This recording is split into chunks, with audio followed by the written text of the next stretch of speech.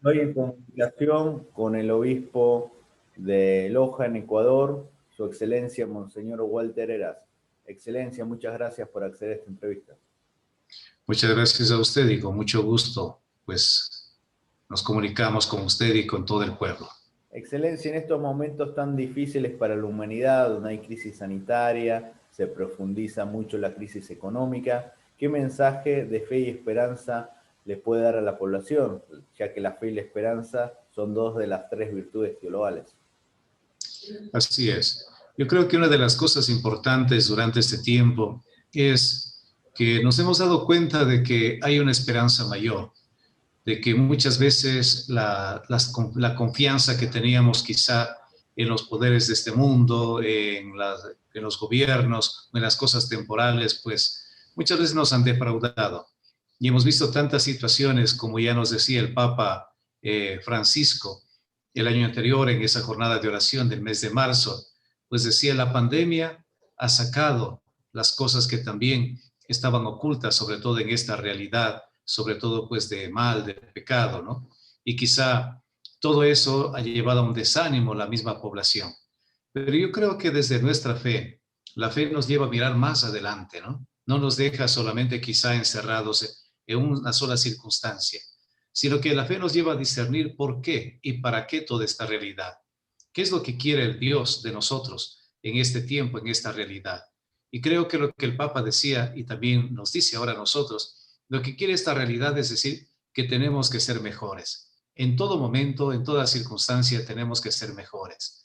Desde la fe que profesamos, busquemos siempre eso, ese ser mejor. Ser mejor, pero ¿desde dónde? Desde ese encuentro con Jesús, ese encuentro con aquel que es el camino, la verdad y la vida, aquel que nos enseña cómo tenemos que caminar en este mundo, cómo debemos amarnos los unos a los otros, con el amor que como él mismo nos amó. Entonces quizá la fe profundiza mucho estas enseñanzas y desde esa fe viene esa esperanza, a decir no todo está perdido, que a pesar de todas las circunstancias, de todas las situaciones que vemos en el mundo, siempre existe esa situación o esos aspectos de bondad. Y esa bondad es la que nosotros tenemos que trabajarlo con mayor ahínco, sacar lo mejor del ser humano. El ser humano sabemos y nosotros conocemos que por su esencia es bueno. Sus actos, su conducta de pronto serán malos, negativos, pero en la esencia es bueno porque fue creado por Dios y todo lo creado por Dios es bueno. Por eso que la esperanza de ese cambio, de ese mundo mejor y también esa esperanza de ese futuro que nos espera. Creo que nosotros siempre aspiramos hacia lo más alto, hacia lo más grande. Jesús mismo nos está diciendo siempre y nos ha recordado que nuestra morada no está aquí en este mundo, sino que Él va a prepararnos otras moradas, otras habitaciones para cuando nosotros lleguemos y vivamos sobre todo en ese encuentro, en esa presencia del Señor. Entonces, por eso que el apóstol San Pablo nos dice que la esperanza no nos defrauda. Y es verdad esto. La esperanza jamás puede defraudarnos, ya que la esperanza nos anima a continuar, nos anima a seguir siendo mejores. Sostenidos en esa fe y en esa esperanza, logramos sobre todo vislumbrar ese futuro mejor ya aquí, para también saber que nos prolongamos hacia una patria celestial que es justamente así ese encuentro con Jesús. Entonces, saquemos todo ese bien, esa fuerza, esa bondad que Dios ha puesto en nosotros, para que desde ahí vayamos construyendo también esa sociedad nueva y vayamos construyendo, como decimos siempre, desde esta tierra ese cielo anticipado. Excelencia, en estos tiempos de pandemia se resalta más la labor de los médicos y hace poco el Vaticano beatificó al doctor José Gregorio Hernández, este médico venezolano que también es venerado y reconocido en Ecuador. ¿Nos puede contar qué significa este beato para el pueblo ecuatoriano? Por supuesto, yo creo que el beato José Gregorio Hernández, pues ya antes de su beatificación, tiene una veneración muy grande, ¿no? Tiene una devoción muy profunda. Sobre todo quizás se ve esa caridad de la persona como tal. Y sobre todo se ve esa figura del médico, del profesional, ¿no? De aquel que no ha hecho de su carrera, digamos, de su profesión, no ha hecho quizás solamente una carrera de lucro o solamente ser un profesional, sino más bien de su carrera lo hizo una vocación de servicio, de servir a los más pobres, a los más necesitados, de servir a los más indefensos, a los que no tienen. Quizá la carrera que él justamente lo lleva y la profesión como médico acrecienta mucho más la vocación, es decir, sobre todo, en dónde está la parte fundamental que nos pide el Señor. Y quizá él hace eco de las palabras del Evangelio. No he venido al mundo para ser servido, sino para servir y dar la vida en rescate de muchos. Lo que hizo Jesús, este médico venezolano, es lo que está haciendo, es lo que ha hecho, dar la vida por los demás. Y creo que también nos enseña muchísimo ahora en la figura de tantos médicos que han hecho lo mismo y que están haciendo lo mismo. Ante esta emergencia sanitaria que vive el mundo, quizás se reflejan con esta figura del Beato Gregorio Hernández y están también dando la vida por los demás, sirviendo a los demás, no escatimando tiempo ni esfuerzo, no están lucrando con la salud. Quizá como hemos visto en otras circunstancias, en cambio que sí, hay quienes se dedican a lucrar con la salud, con la debilidad de los enfermos. En cambio, hay médicos como el hermano Gregorio que están dando la vida por los demás. Y creo que esa es la parte fundamental. La vocación de un médico tiene que ser esta, dar la vida por los otros en el servicio constante. El hermano Gregorio Hernández, como decía, pues en el Ecuador tiene una gran devoción, esa devoción que ha venido desde hace tiempos y ahora pues con la beatificación se afianza mucho más. Se ve esa figura sobre todo del hombre, del médico, del profesional que está siempre sirviendo a Excelencia, los ¿cómo demás. llegó esta devoción a Ecuador? Porque recordemos que él murió en 1919, en esa época no había tantas comunicaciones como hay ahora. ¿Cómo se enteraron los ecuatorianos de este venerable médico venezolano?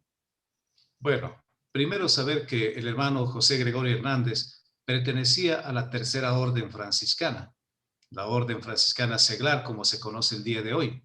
Entonces, a través de la orden que también existe en Ecuador, se conoció la figura de este terciario franciscano, de este médico terciario franciscano. Y entonces son los terciarios franciscanos los que comenzaron con esta devoción, digamos, aquí en el pueblo ecuatoriano.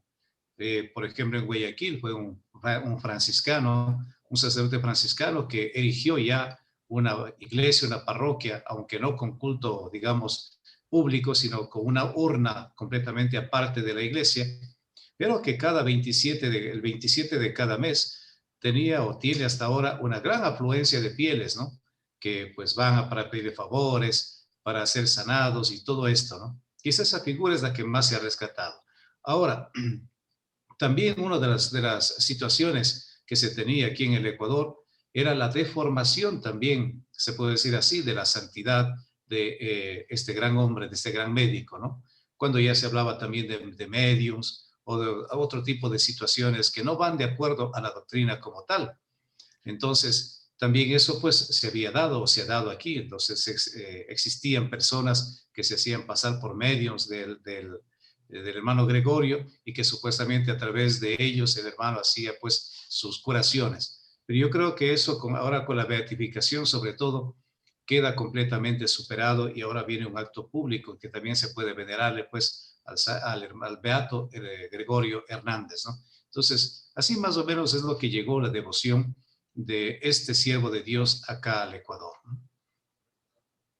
La otra vez entrevistando al obispo de Aguarico, me enteré de un obispo de feliz memoria que fue misionero en Ecuador, el obispo español Monseñor Lavaca. ¿Qué nos puede decir de este trabajo que él tuvo y la forma tan cruel de morir, abatido por flechas en el año 1987? ¿Piensa que debería ser considerado por el pueblo? ¿Cómo está el proceso para su beatificación?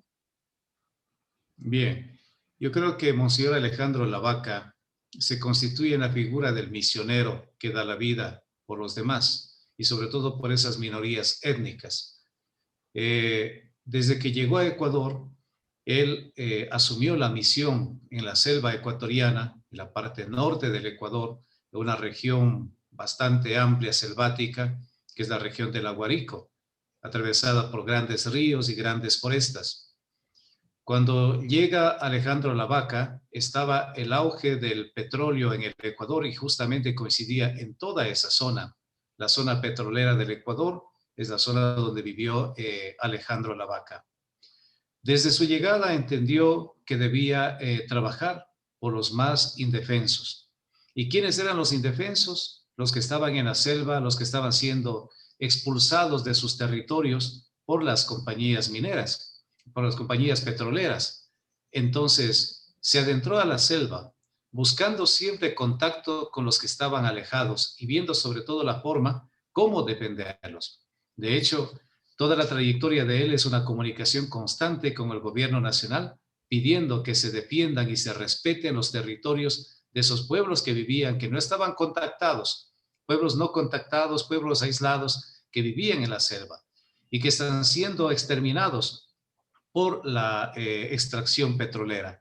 Entonces, comienza toda una lucha grande en ese territorio y desde ese deseo de contactarse con ellos, tomó contacto primero con un grupo llamado los Waorani. Estos Waorani después, ahora son los que también dentro de la biografía de él, la crónica, aparece como que le adoptaron como hijo y se vuelve como hijo de ese pueblo. Pero luego descubre que hay otros pueblos más que no están contactados y son los Tagaeri, ¿no? Otro grupo que estaba por ahí y tiene esa necesidad de llegar a ellos y de protegerles. ¿Siguen siendo pueblos no contactados en la actualidad? Los Tagaeri todavía siguen siendo pueblos no contactados, porque hasta el día de hoy los Waorani ya son contactados, los Tagaeri todavía no, y se supone que también hay otros grupos u otros pueblos que no son contactados. Ahí están los capuchinos, los que siguen sobre todo pues la misión de Alejandro Lavaca, de Inés Arango, que fue también la misionera capuchina, con la que compartió el martirio a Alejandro Misionera Lavaca. colombiana. La misionera colombiana, español y colombiana. Entonces, en ese lapso, digamos, ahí del deseo de contactar a los pueblos, pues llegó hacia los Tagaeri. Los Tagaeri por las amenazas, se supone que es por las amenazas que tenían constantes, los sobrevuelos de helicópteros que buscaban sobre todo petróleo en la zona, de pronto pues le confundieron como alguien que venía en ese sentido, a quitarles el territorio. Y pues le mataron con, dice, son más de 60 lanzas de esas de chonta fuertes que le clavaron en su cuerpo. Al día siguiente, que fue el piloto del helicóptero, encontró justamente los cadáveres de él y de la hermana Inés asesinados, ¿no? Desde ahí los capuchinos han iniciado el proceso de beatificación, un proceso, digamos, de ser reconocido como tal por el martirio. Hasta ahora, pues el proceso está avanzado según lo que dice, pero todavía pues está detenida una congregación de la causa de los santos.